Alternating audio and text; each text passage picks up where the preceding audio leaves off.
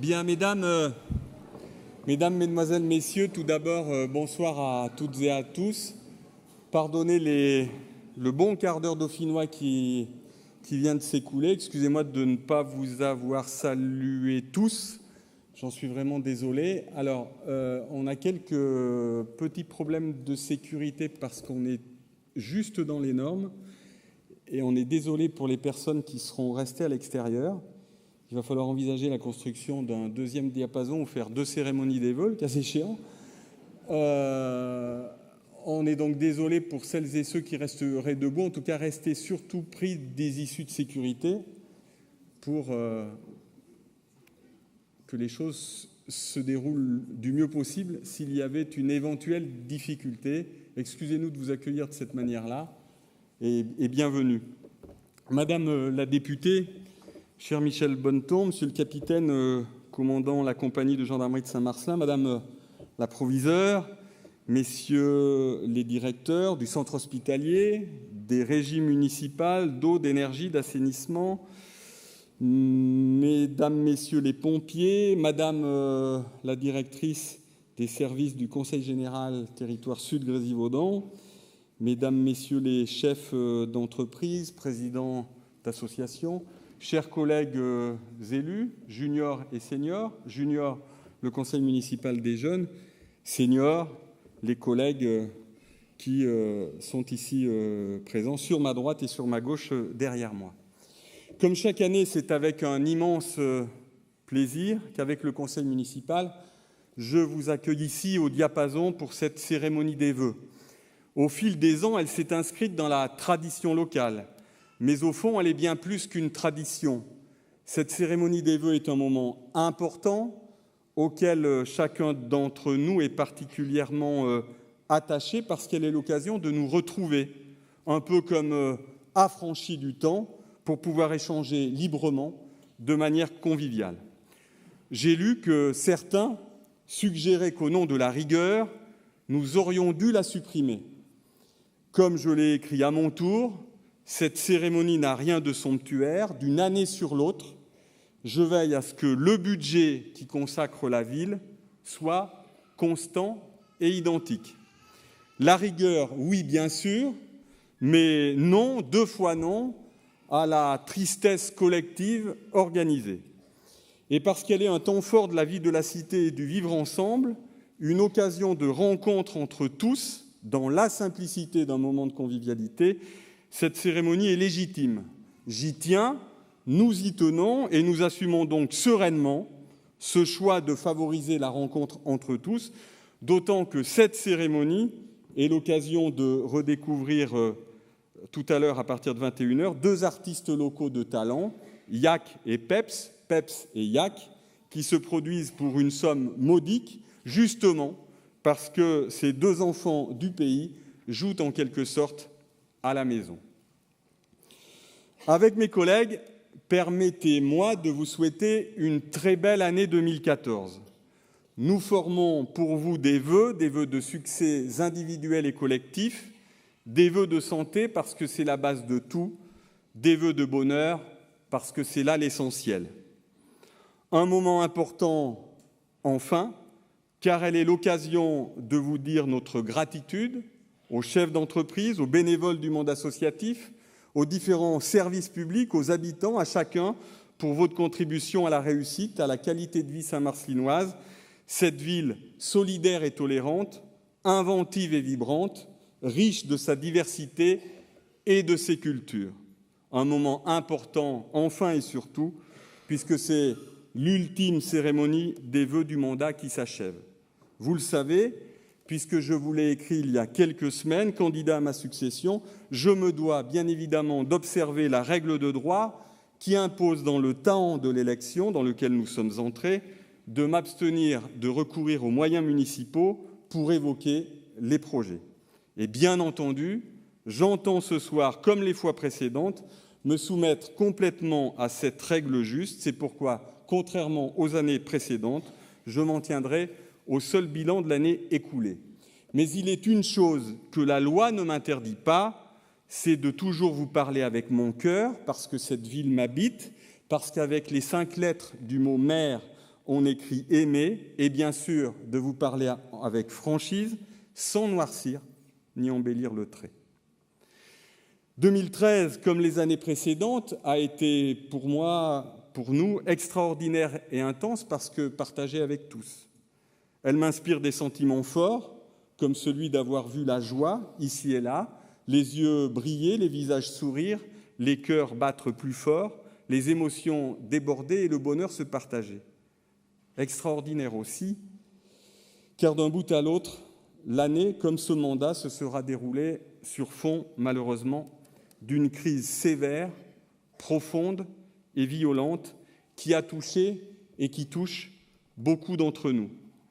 Qu'il a donc fallu de l'énergie, de la ténacité pour assumer nos responsabilités, tenir le cap et conduire l'action publique. 2013, comme ces années aussi, a éprouvé notre solidité. Certainement, d'ailleurs, plus que jamais. Il nous a fallu être solides et solidaires pour rester solides, car l'un ne va pas sans l'autre. La solidité, c'est avant tout la compétence qui s'obtient bien sûr par le travail, par l'expérience et la méthodologie. La solidité, c'est aussi ce qui nous permet de garder notre sang-froid, qui nous tient bien éloignés de la rumeur et de la polémique stérile. La solidité, c'est encore cette force qui nous pousse à faire, à agir, à bâtir, à construire, malgré les difficultés et les obstacles, à aller de l'avant, encore et toujours. La solidité, c'est enfin la récolte de ce qui a été semé, les acquis qui vous permettent de maintenir le mouvement concret lorsque tout semble pourtant suspendu dans le vide. Et je le dis avec toute la conviction du maire, chef d'entreprise, qui connaît et maîtrise la situation financière de sa commune. Nous sommes solides lorsque nous nous recentrons sur l'essentiel, que nous entreprenons pour le bien commun, pour l'intérêt général. Nous sommes solides lorsque nous avons fait preuve d'imagination, d'idées nouvelles, que nous osons innover. Ce que l'on peut demander à des dirigeants, c'est d'avoir le courage de dresser le bilan, la force de prendre leurs responsabilités et la volonté d'indiquer un cap. Je n'accepte pas que nous foncions dans la nuit, tous phares éteints. Une parenthèse pour émettre le vœu qu'avec l'élection municipale, marquée par des débats, voire des controverses naturelles, nous sachions faire preuve de respect de l'autre et de hauteur. Pour ma part, je veillerai, comme je l'ai toujours fait personnellement, à la dignité de la campagne électorale. Que retenir ?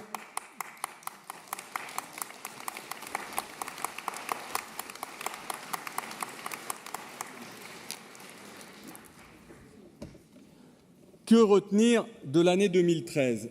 Pour ma part, et à titre personnel, la mort de Nelson Mandela.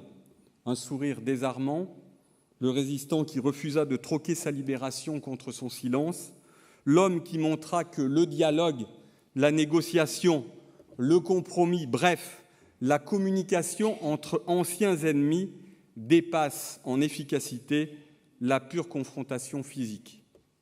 Et une image insupportable, celle des 400 migrants morts en mer à Lampedusa, ces boat people du XXIe siècle venus frapper aux frontières de l'Europe. Le pape, se rendant sur l'île, a eu raison de dénoncer la culture du bien-être qui rend les hommes insensibles aux cris d'autrui et aboutit à une globalisation de l'indifférence. On nous avait annoncé une année 2013 difficile, elle l'aura donc été. Oui, 2013, à bien des égards, fut une année particulièrement difficile, notamment sur les plans économiques et social. Notre société, je vous le dis, n'est pas en crise, mais en métamorphose. Pour faire entendre aux hommes la voix de l'espérance dans un contexte qui était pour son pays autrement plus difficile, Gandhi avait trouvé cette belle formule, il disait « Un arbre qui tombe fait beaucoup de bruit, une forêt qui germe ne s'entend pas ». À Saint-Marcellin, sur le front du chômage, par souci constant de transparence, nous vous informons, je vous informe, que le nombre de demandeurs d'emploi a augmenté de 1,53% en un an. Mais par clarté, j'indique que la commune compte malheureusement 594 chômeurs. Oui, nous avons connu de bien meilleures années. Comme de nombreuses villes ou territoires, Saint-Marcellin et son bassin subissent donc aussi les effets de la crise, de l'austérité et connaissent leur cortège de souffrances sociales. Pour éradiquer le chômage, il faut de la croissance, de la compétitivité et donc de la création d'emplois dans le secteur marchand, même si cela n'est pas dans la compétence des maires. 50 licenciements ont été prononcés à l'automne chez Metalp, ex-Norma Schneider. Souvenons-nous pourtant, pour évoquer la fragilité, mais aussi la rapidité des situations, qu'il y a 6 ans à peine, un terrain a été acquis et un parking a été construit par la ville. Un terrain a été vendu pour permettre à l'entreprise d'investir, de se diversifier en installant une nouvelle activité de tôlerie fine et peinture. Il y a 6 ans à peine. Si des emplois ont été supprimés, des vies ont été brisées.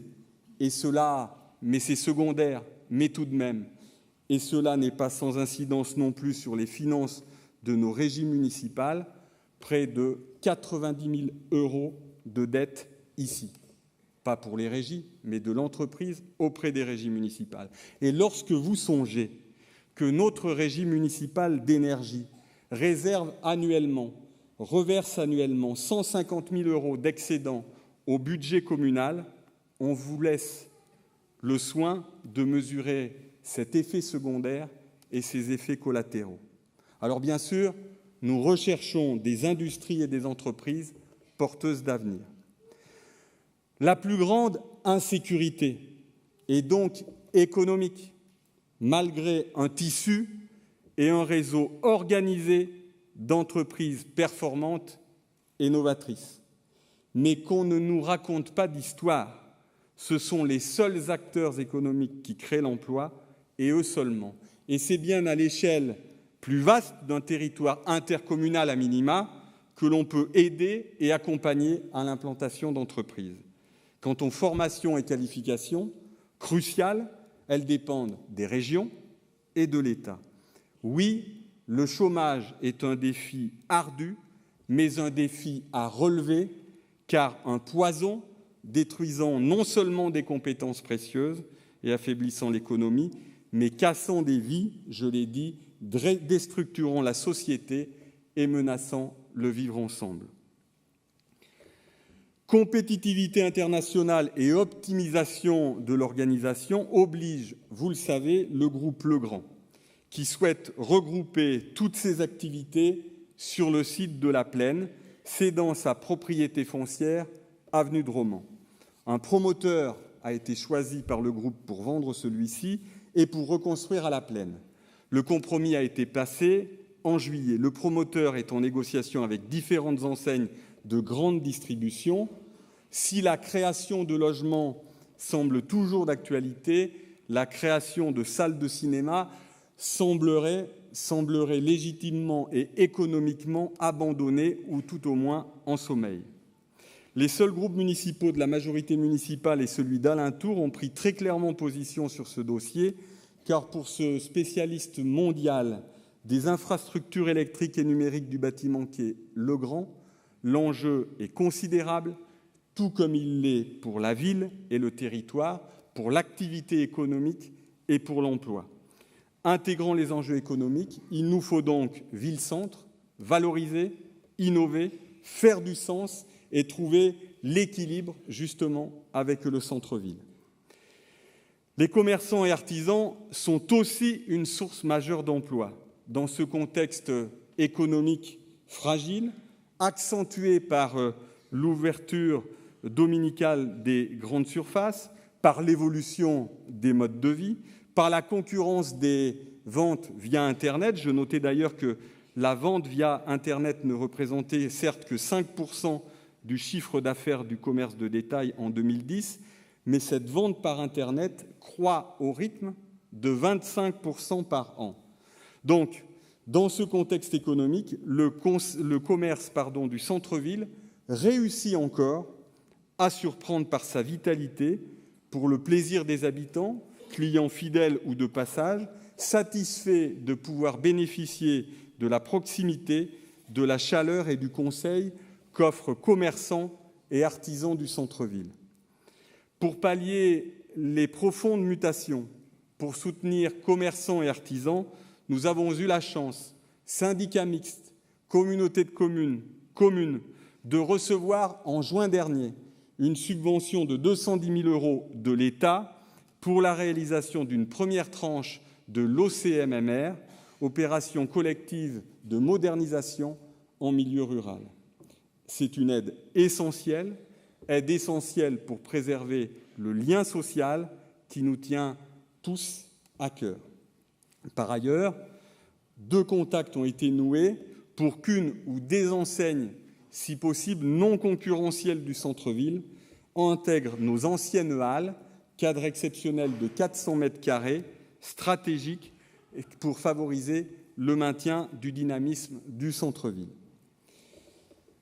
Le début de mon intervention relatant la situation économique vous a sans doute troublé, ébranlé, parce que c'est aussi une question de crédibilité. Vous l'avez compris, je ne pouvais esquiver ces difficultés. Peut-être certains tenteront de construire sur le sable des émotions plus que sur le ciment des convictions, alors que l'avenir appelle une vision à long terme, un projet, une responsabilité collective et citoyenne.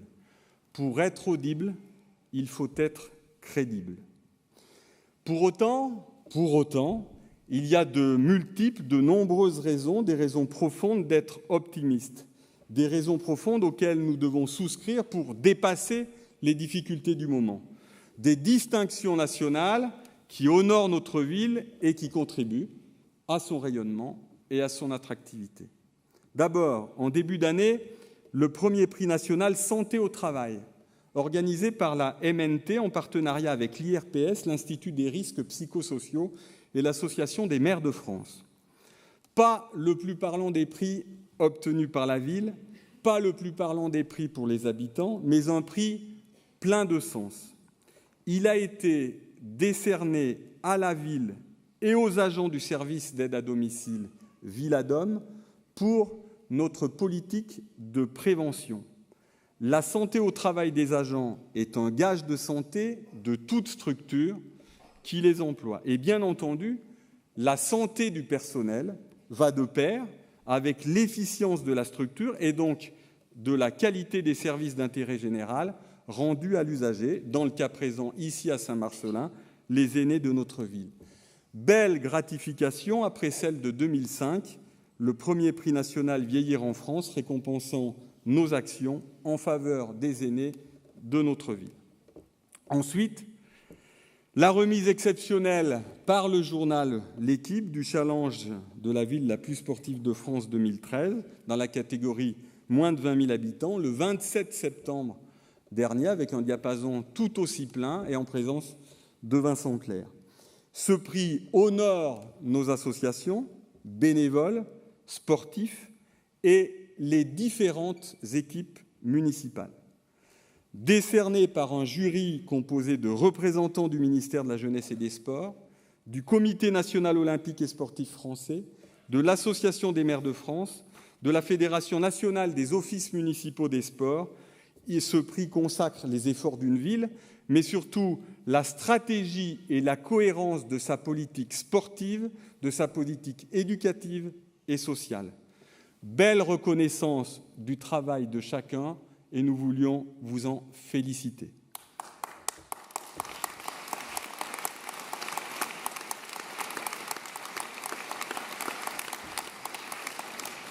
Mais il y a, mesdames, messieurs, encore d'autres raisons d'être optimiste et fier. L'action ne vaut que par le sens qu'on lui donne. Le pouvoir n'a jamais été un objectif. Il doit défendre un humanisme et un projet de partage. Être maire commande une vision, une exigence, un but, une passion, une constance, une aptitude à rassembler. Nous avions des objectifs, nous les avons atteints. Ce que nous nous étions promis, nous l'avons fait. Une nouvelle fois, nous avons été gestionnaires et bâtisseurs. Nous avons été gestionnaires. L'argent public étant rare, il doit être utilisé de façon sérieuse et rationnelle pour concilier ambition et raison, pour concilier le nécessaire et le possible. Le désendettement de la ville s'est poursuivi encore en 2013, ramenant d'ailleurs depuis 1996 la dette par habitant en capital restant due de 2023 € à 946,10 € au 1er janvier de cette année. Quant à la fiscalité, les taux communaux d'imposition n'ont pas changé en 2013, ils n'ont donc pas évolué depuis 1997, soit, on l'oublie trop souvent, 16 années sans augmentation. C'est notre bataille face à la vie chère, c'est notre bataille pour votre pouvoir d'achat.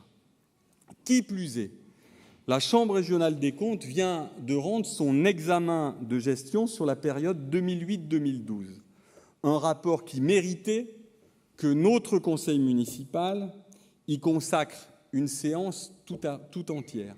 Un rapport qui méritait qu'il soit lu de A à Z pour s'interdire toute présentation partielle ou partiale. C'est l'honneur, la rigueur et le sérieux de notre Assemblée. Instance compétente et indépendante, la Chambre régionale des comptes a ceci de bon qu'elle ne souffre pas de contestation partisane. Oui, le crédit de la parole publique passe par la qualité et l'objectivité des expertises publiques. Alors, la situation de la commune est saine, l'endettement est modéré. Pour plus d'informations, consultez le site internet de la ville ou même celui de la Cour des comptes, puisque le rapport est lui-même sur le site de la Cour des comptes depuis quelques jours. Nous avons aussi été bâtisseurs d'actions et d'investissements importants pour le bien-être des Saint-Marcinoises et Saint-Marcinois, pour conserver toujours un temps d'avance, une ville modernisée et attractive. Conformément à nos engagements, nous avons dit ce que nous ferions et nous avons fait ce que nous disions. Ainsi, pour répondre à vos préoccupations et à vos besoins, l'année 2013 a été marquée par la continuité d'investissement, la seconde et dernière tranche de rénovation-extension du gymnase Carrier d'une part et de l'avenue Carrier d'autre part, la rénovation-extension du centre de loisirs Les Petits Loups, qui est d'ailleurs le premier bâtiment basse consommation sur notre commune de Saint-Marcellin, l'achèvement de la rénovation de la médiathèque après l'extension de l'espace jeunesse l'an dernier, la rénovation de la rue Guillan, d'une nouvelle tranche sur le forum, la poursuite du renforcement de la vidéoprotection pour votre sécurité et tranquillité, et puis les rénovations en cours, votées en décision modificative au mois de novembre, de l'aire de jeu du Champ de Mars, des jardins familiaux du Faubourg Vinet ou d'une partie de l'avenue du Vercors, à quelques dizaines de mètres d'ici, avenue du Vercors, dont les travaux démarreront en février. Je ne m'attarderai pas sur chacun de ces investissements qui soutiennent bien sûr, et c'est important, l'activité économique d'entreprises du BTP notamment et l'emploi. Ces investissements s'inscrivent dans notre politique en faveur de la jeunesse aussi, qui représente des enjeux éducatifs et sociaux, vous le savez, essentiels. Cette attention à tous les enfants est la traduction de notre attachement à l'idéal républicain, idéal qui nous rassemble, qui nous protège, qui nous élève. Notre médiathèque, un symbole quand il s'agit de rénover, d'agrandir un lieu qui s'articule bien évidemment autour de la lecture publique et qui s'ouvre, qui plus est, au numérique. L'intolérance, on le sait, est fille de l'ignorance. C'est donc par les armes de l'esprit et du savoir qu'il faut lutter. Ces équipements s'inscrivent par ailleurs dans notre démarche participative et ambitieuse d'agenda 21 municipal, reconnu agenda 21 local de France par le ministère de l'écologie et du développement durable pour 2013 au titre de la 8e session de reconnaissance où 60 communes seulement furent distinguées cette année.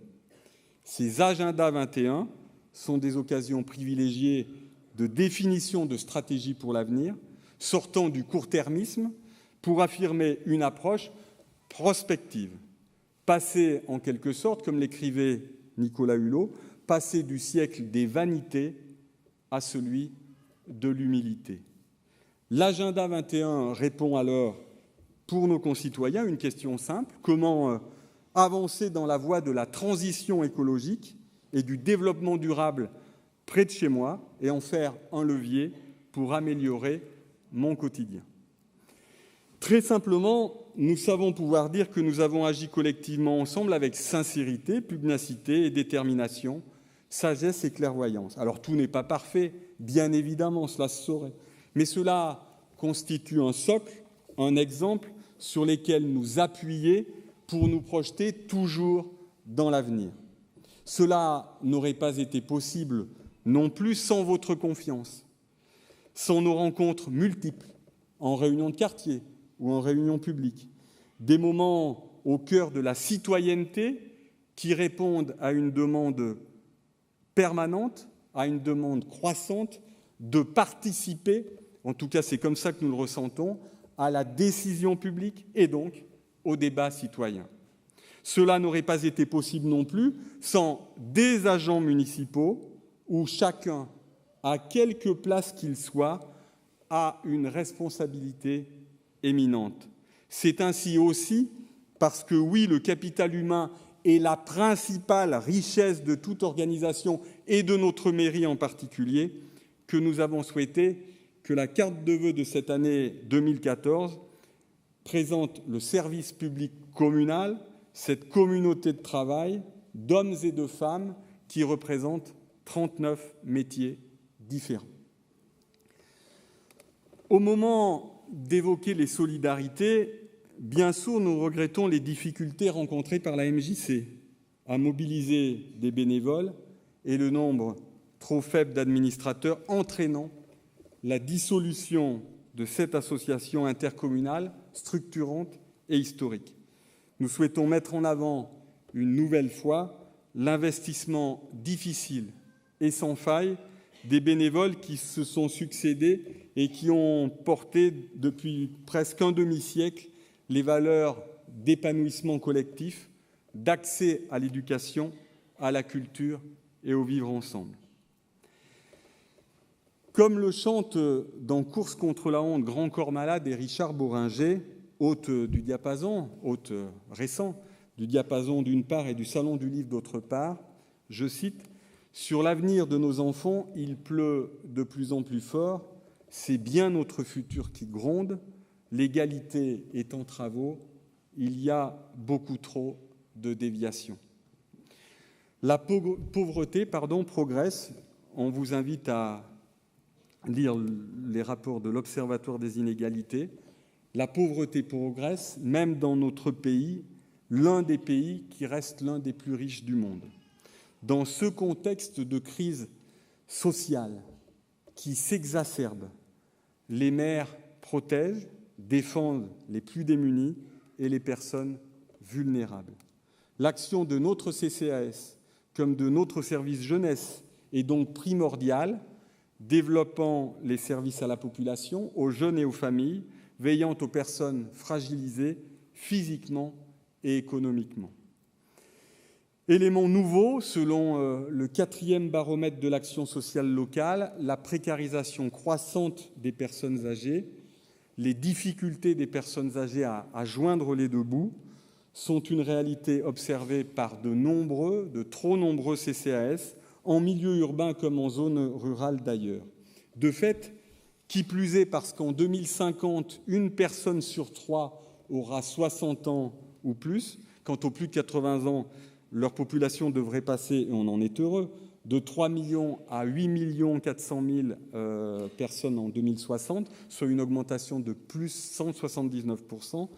Nous, élus, tous, nous avons de nouveaux défis à relever.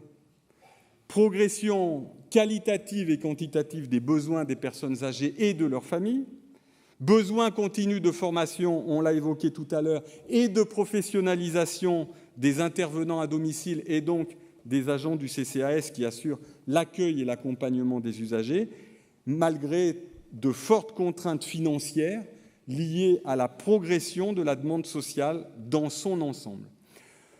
Le triple A, le seul qui vaille, la meilleure des notations, est donc celle de l'anticipation, de l'adaptation et de l'accompagnement. Ces défis, nous les avons anticipés, nous les relevons déjà. La vieillesse n'est pas une calamité, elle est signe au contraire de progrès formidables dans le siècle. On n'est pas vieux d'ailleurs aujourd'hui à 75 ou à 80 ans comme hier ou quelques années en arrière. Nous poursuivons donc nos actions et investissements. 30 000 repas sont fournis pour l'année 2013, dont 2 tiers sont livrés au domicile de l'usager, soit près de 85 repas distribués par jour. La cuisine du foyer a été réaménagée. Un programme d'animation est mis en place depuis janvier 2012, construit autour de temps forts, en lien avec d'autres services de la mairie, culturels, loisirs, échanges, et il fédère tant les usagers que les différents partenaires autour de temps d'animation nécessaires au bien vivre ensemble. La salle 4G inaugurée le 19 mars permet également ces échanges intergénérationnels et la découverte des nouvelles technologies pour les plus anciens. Un service accompagnement en minibus 9 places a été mis en place en juin. Il permet l'accompagnement des personnes bénéficiaires du portage des repas au foyer-restaurant et la participation aux animations les après-midi.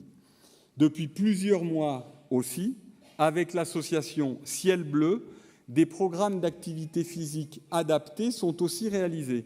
Quels sont les objectifs ? Améliorer la confiance en soi, l'image de soi, mais aussi préserver le plus longtemps possible l'autonomie et la forme physique, retrouver confiance après une hospitalisation, de sortir du domicile en marchant en toute sécurité et plus longtemps, proposer la gym aidant, aider avec des jeux ludiques, un cycle d'ailleurs de prévention des chutes a vu le jour. Une subvention d'équilibre de 120 000 € est apportée par notre ville pour tout cela. J'évoquais tout à l'heure les difficultés pour les personnes âgées de joindre les deux bouts. L'aide au chauffage a été multipliée par 3. 11 630 € en 2012, 37 000 € en 2013.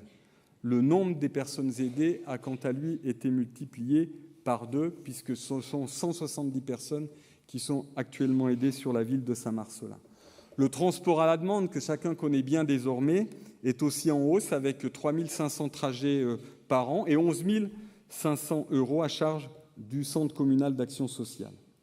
Le service itinérant de lui apporte, lui, une réponse complémentaire aux besoins des usagers et des aidants familiaux dans le cadre du répit. 1500 heures sont réalisées, mais surtout, ce sont 50 000 heures qui sont réalisées pour favoriser le maintien à domicile de 350 personnes âgées, essentiellement, bien souvent, il faut le savoir, des personnes seules, des personnes de plus de 80 ans, avec une perte d'autonomie importante. Alors, dans le jargon du social et du médico-social, on parle de GIR 2 ou 3, et notamment pour des personnes qui ont des besoins importants d'aide. 50 agents sont mobilisés, soit l'équivalent de 38 équivalents temps plein. Un plan de formation est mis en place, un plan pluriannuel qui est important. Il est réalisé par notre ville et le premier prix national de la MNT, Santé au travail, est venu récompenser ce travail qu'il convient de remettre sans cesse sur le métier, tout comme la certification AFNOR est venue cet été couronner des années de travail, de rigueur et d'effort.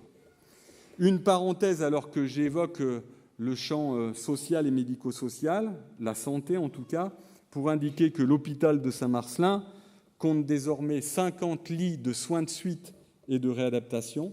Nous en avons obtenu 12 supplémentaires avec l'extension réalisée en 2013. Et nous travaillons avec le conseil de surveillance, Denis Gosse, nous travaillons sur le dossier d'ouverture du CCNP, le centre de consultation non programmé, le samedi après-midi. L'activité, pour information, on en reparlait avec M. Gosse il y a encore quelques jours, l'activité 2013, c'est vous dire l'importance du service, est supérieure à 7000 passages, d'où la nécessité encore d'amplifier les horaires d'ouverture. Mais le champ social ne doit pas se réduire au traitement de la précarité et de l'exclusion. Notre objectif ne doit pas être seulement d'accompagner les personnes en difficulté, mais justement d'éviter qu'elles le deviennent. Il s'agit de passer de l'action sociale curative à une logique de développement et de valorisation des actions préventives et collectives, de mettre en place une politique sociale toujours plus proche des besoins de la population, avec surtout la participation des habitants et puis un partenariat réel d'acteurs locaux et associatifs.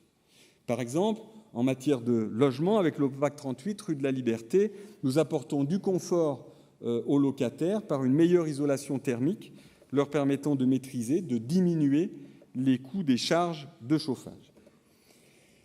À l'heure du chacun pour soi, de la défiance, de l'affaissement des liens et des repères, au moment où le superflu des uns est sans limite alors que l'essentiel des autres n'est pas satisfait, permettez-nous de remercier en particulier les associations de solidarité de notre ville et leurs bénévoles, Croix-Rouge, Restaurants du Cœur, Secours catholique, Secours populaire.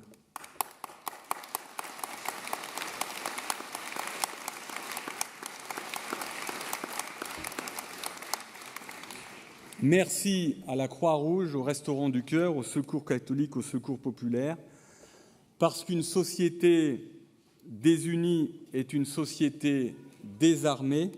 Nous avons encore accru le soutien municipal envers elle, 14 910 € en 2013, une aide, compte tenu des circonstances, multipliée par plus de 3 depuis 2008.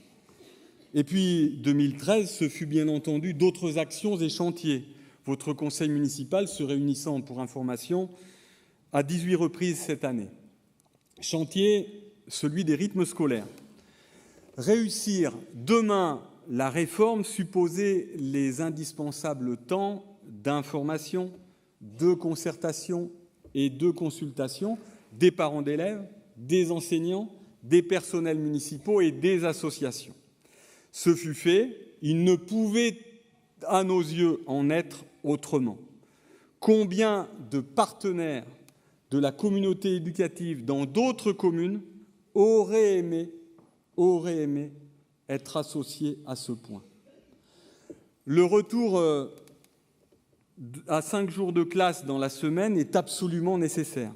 Comment pouvions-nous, avec des programmes plus copieux, apprendre plus, apprendre mieux en travaillant moins?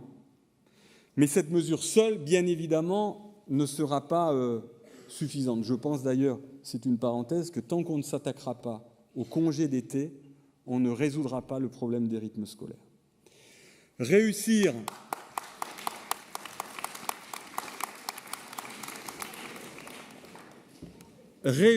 la réforme nécessitera un investissement financier et humain bien réel.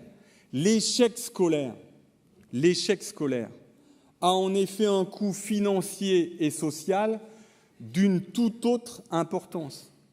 Le bon sens peut-il l'emporter sur les petits calculs politiciens et le bonheur de nos enfants sur l'égoïsme des adultes?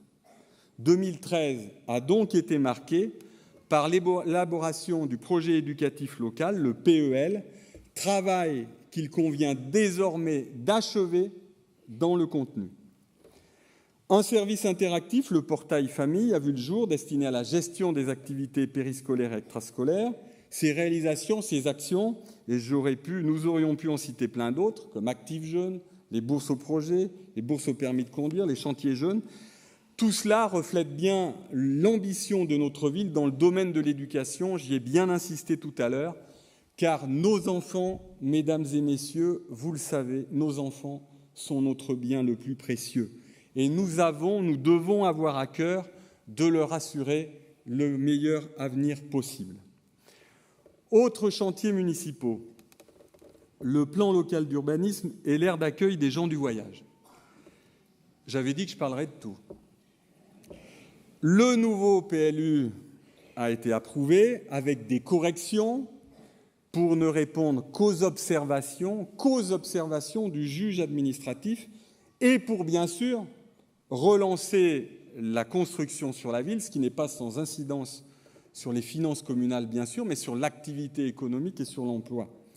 L'annulation du PLU n'a pas été sans conséquence sur les plans économiques et financiers, surtout aussi pour les dépositaires de projets. Pour autant, aussitôt approuvé, aussitôt attaqué.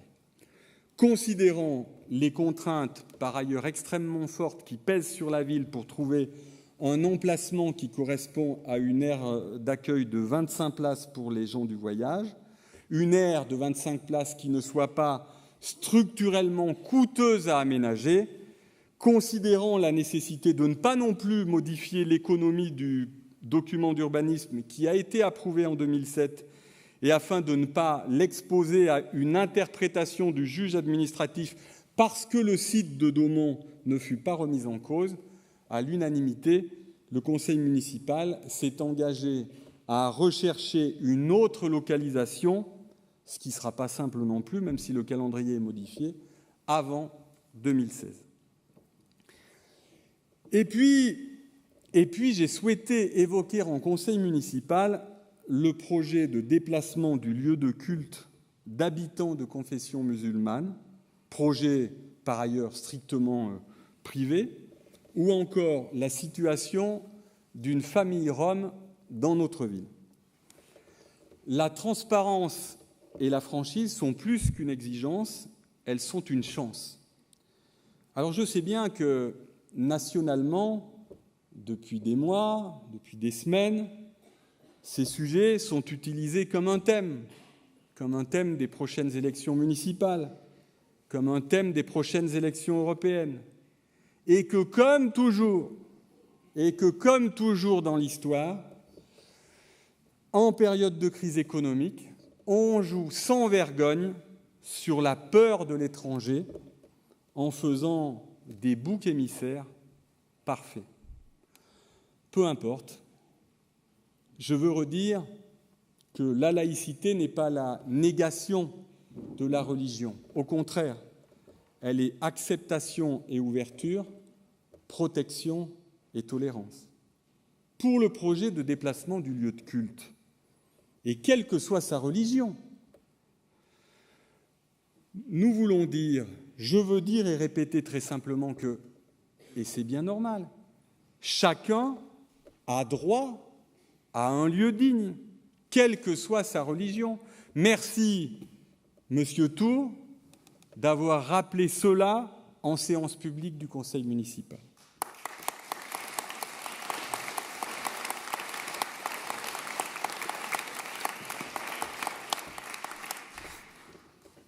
Il n'y aura ni minaret, ni coupole, et pas non plus d'appel à la prière d'ailleurs. Je vous invite à observer, à écouter ce qui se passe aujourd'hui. Le lieu de prière est en centre-ville. Y a-t-il aujourd'hui ces éventuelles difficultés? Non. Quant à la famille Rome, elle a un projet et elle est accompagnée et suivie par le Secours catholique, les services du Conseil général de l'Isère et la ville de Saint-Marcellin et son CCAS. Et sur ce sujet encore, mesdames et messieurs, mon rôle de maire est bien de veiller à ne pas dresser les gens les uns contre les autres. Il est mon rôle de maire de rechercher non pas le conflit, mais le consensus. non pas la division, mais le rassemblement. C'est de construire, mon rôle, c'est de construire une société apaisée, une société de concorde, qui soit une main tendue, respect, justice, fraternité. Dans notre vie quotidienne, l'intercommunalité prend un rôle grandissant. Et bien sûr, vous nous attendez sur la question des ordures ménagères. Si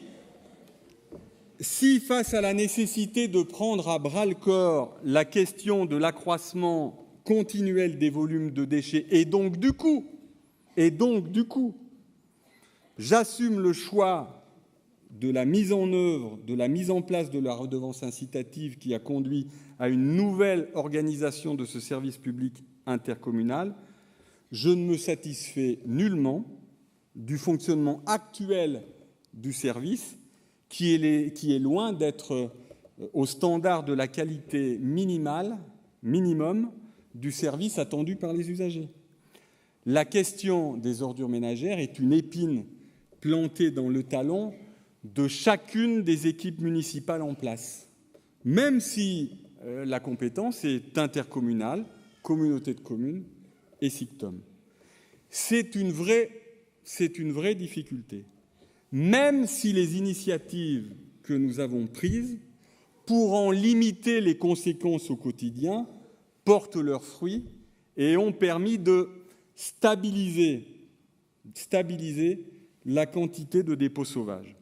Cette question sensible est un peu comme le sparadrap du capitaine Haddock. Quoi qu'on fasse, elle continue de nous coller au doigt. Chacun sait bien que nous nous sommes engagés dans une démarche longue, complexe, parce que cette démarche induit des changements de comportement. C'est d'ailleurs l'un des prochains enjeux du prochain mandat que de trouver les voies et les moyens de traiter le problème au fond et sans démagogie. De la même manière, nous voulons réaffirmer que oui, l'intercommunalité a été, est et sera synonyme de solidarité. Oui, mesdames et messieurs, nos destins sont liés. Et l'avenir de nos communes, oui, c'est l'intercommunalité. Pour autant, devons-nous tous penser et voter la même chose? Devions-nous accepter, sans intervenir, nous, élus municipaux de Saint-Marcellin, ville-centre de 8200 habitants, qui joue un rôle moteur, qui a ses problématiques, pouvions-nous accepter qu'un délégué communautaire de Saint-Marcellin, nous sommes 9, représente 911 habitants, alors que d'autres élus, d'autres communes, et tant mieux pour elles, en représentent 55. Non, évidemment, car un tel déséquilibre n'est pas acceptable. Devons-nous ne jamais questionner?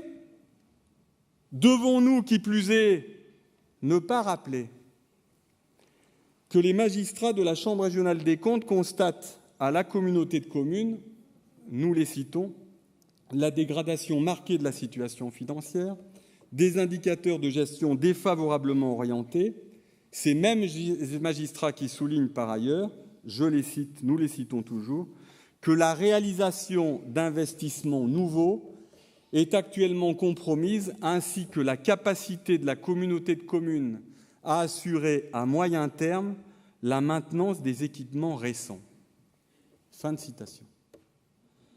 Par-delà nos clivages et sensibilités, ce qui est normal, ces rapports sont des éléments d'information précieux et de réflexion utiles. Ils doivent constituer une source d'information, d'inspiration pour tout élu, qui sera d'ailleurs, à compter du mois de mars, élu au suffrage universel direct. C'est la nouveauté du scrutin intercommunal. la redéfinition de l'intercommunalité dans ses compétences, comme dans sa géographie, est d'ailleurs un autre enjeu du prochain mandat. Dans sa conférence de presse, mardi, le président de la République vient d'ailleurs d'appeler, je le cite, à en finir avec les enchevêtrements, les doublons et les confusions, et je le cite encore, à simplifier pour dépenser moins. Aqualine, la nouvelle station d'épuration construite par le Sivom d'agglomération que je préside, témoigne de l'efficacité de l'action publique au service d'une gestion responsable de l'eau au meilleur coût pour l'usager. Car, disons-nous les choses clairement, l'amélioration du traitement des effluents et donc de la qualité de l'eau rendue au milieu naturel représente bel et bien un coût supplémentaire pour l'usager. Mais l'augmentation de la part de l'assainissement la plus lourde sur la facture d'eau de nos régies municipales aurait été autrement plus conséquente pour l'usager si nous n'avions pas fait ce choix judicieux de la mutualisation. Avant de conclure, dans cette salle de spectacle du Diapason, dont nous voulons rappeler qu'elle accueille annuellement 10 000 spectateurs sur la seule programmation culturelle municipale, dont le nombre d'abonnés a augmenté de 65% en 2013, dont le nombre d'abonnés a franchi la barre des 500, avec d'ailleurs un chiffre tout aussi flatteur, moins impressionnant mais tout aussi flatteur, celui de l'augmentation de la fréquentation des spectacles hors tête d'affiche. C'est effectivement facile d'avoir du monde pour Alain Souchon, pour Pierre Perret, pour d'autres artistes de grande qualité, mais avoir une augmentation de plus de 20% sur des spectacles qui ne soient pas des têtes d'affiche, eh bien, nous en sommes fiers. Et nous voulons aussi rappeler que la culture, qu'une salle comme le Diapason a un rôle économique, qu'elle est un facteur d'attractivité et de bien vivre ensemble pour les habitants de la ville, pour le territoire, le pays de Saint-Marcellin, mais aussi pour le sud Grésivaudan. Et il est bien là aussi l'esprit d'intercommunalité de la ville-centre, en apportant une importante contribution au développement d'un territoire pour qu'il soit vivant et pour qu'il soit attractif. Cet esprit, cette responsabilité impose de cultiver nos convergences plutôt que d'attiser les braises de nos différences.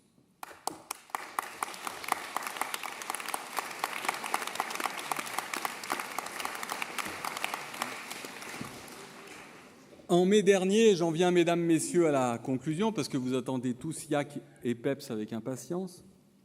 En mai dernier, nous célébrions le 20e anniversaire du jumelage entre nos deux communes de Graffing et de Saint-Marcellin, célébrant aussi d'ailleurs le 50e anniversaire du traité de l'Élysée. Et je n'oublierai jamais, nous n'oublierons jamais la présence de notre collègue maire et ami Rudolf Heiler, présent à nos côtés le 8 mai devant le monument aux morts de notre ville, nous recueillons tous avec, en illustration sonore, en français et en allemand, Göttingen. Göttingen, l'hymne à la réconciliation franco-allemande, l'hymne à la paix de Barbara, une petite fille juive et pauvre, pendant la guerre, une hors-la-loi, Barbara Monique Cerf, de son vrai nom, que la guerre avait jetée là, à Saint-Marcellin, à l'été 1943, tout près du Vercors et de cette ville et de ce territoire qui résistait. Cette présence de Rudolf Heiler, ce geste, nous l'avons ressenti comme un honneur, un geste fort, un gage de confiance en l'avenir, une occasion privilégiée de démontrer la qualité, la solidité, la pérennité de l'amitié entre nos deux villes, bien sûr, mais entre nos deux pays aussi. L'Europe, c'est d'abord la paix,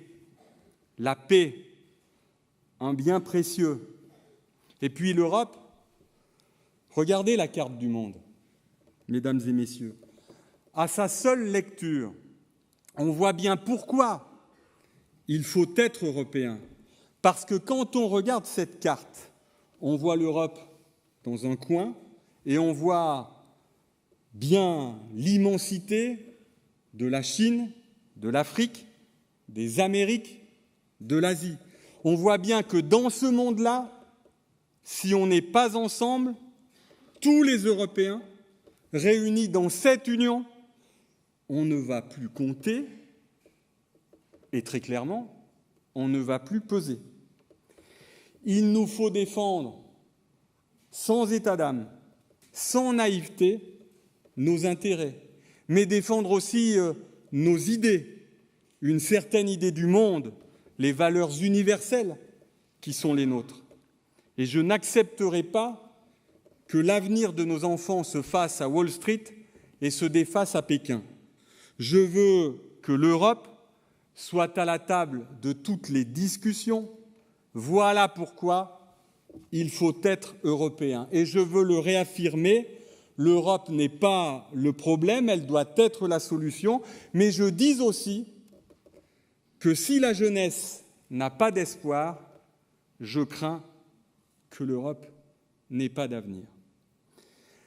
En cette année 2014, où l'on célèbre le 100e anniversaire de la Grande Guerre, les 70 ans de la libération de notre pays, pensons, mesdames et messieurs, pensons à nos aînés qui subirent des années de guerre et de barbarie, qui par millions versèrent leur sang pour que nous soyons libres. Avaient-ils encore, au sortir de ces guerres, des meilleures raisons que nous d'espérer dans l'humanité? Pas vraiment. Se sont-ils pour autant abandonnés au désespoir, aux prédictions les plus funestes, à ruminer leur rancune, leur rancœur, à broyer du noir? Non. Pour bâtir un monde différent qu'ils voulaient meilleur, ils ont fait preuve d'innovation, de détermination, et nous en avons croqué bien des fruits lors des 30 Glorieuses. Oui, mesdames et messieurs, les temps sont difficiles. Oui, mesdames et messieurs, les temps sont durs. Oui, il nous arrive de douter, mais parce que les succès, parce que le bonheur sont des édifices qui se bâtissent, se chérissent et s'entretiennent par la confiance mutuelle, oui, mesdames et messieurs, nous avons le devoir d'un optimisme, de volonté.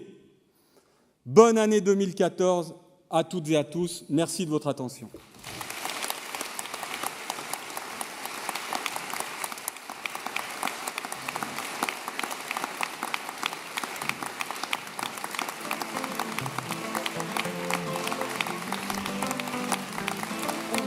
Merci.